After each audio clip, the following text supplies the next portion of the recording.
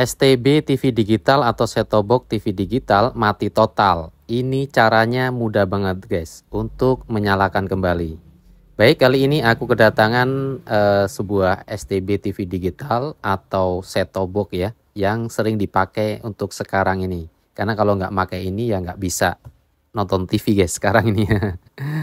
Baik, dan di sini saya akan tes dulu apakah memang benar-benar mati. Ini sudah lama nih dibiarin sama yang punya karena gara-gara mati total ya. Gak ada indikasi hidup sama sekali. Indikasi dari angkanya saja nggak ada. Ada warna merah atau ada angka warna kuning itu nggak ada ya. Jadi mati total. Baik, langsung saja saya akan lakukan bongkar. Di sini menggunakan bukan obeng handphone ya, walaupun saya tukang servis handphone, tetapi ini disuruh servis STB guys. Dan ini ada 4 baut, kita bongkar seluruhnya yang di bawah ya.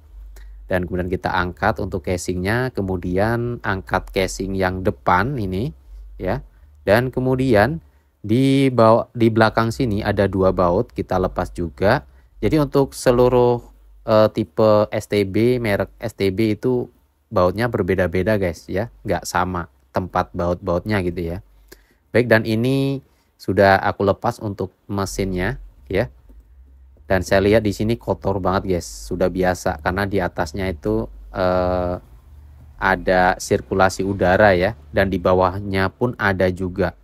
Dan di sini saya bersihkan dulu menggunakan kuas supaya bersih dan bertenaga lagi untuk mesinnya nanti guys. Ya seperti PC itu guys, kalau nggak dibersihkan dia agak error-error gitu. Tetapi ini kesalahannya bukan karena kotor ya, kemudian mati total ya. Nanti aku beritahu deh permasalahannya ya.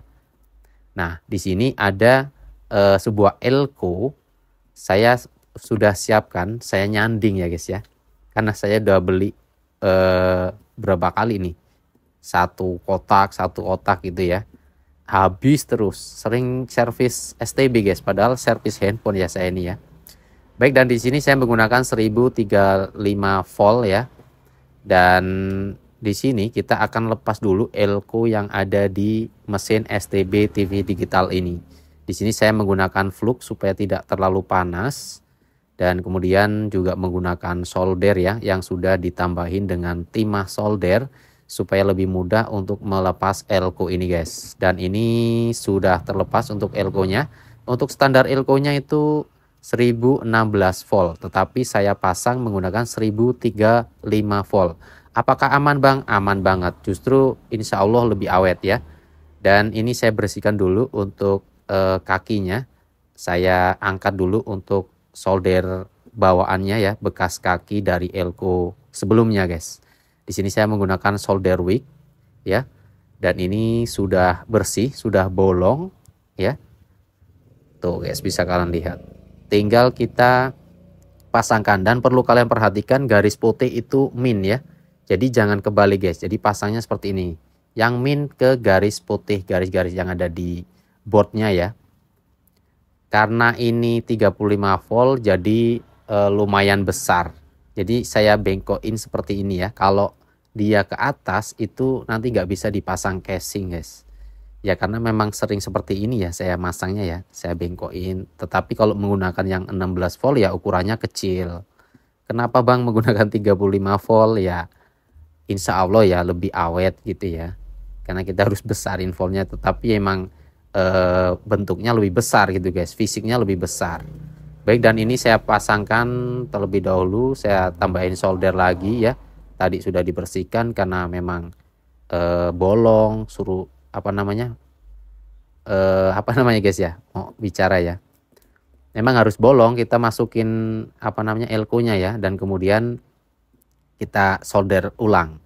Dan ini panjang jadi saya potong ya. Jadi terserah kalian mau menggunakan yang 16 volt sesuai standarnya atau mau sama seperti saya juga nggak apa-apa ya.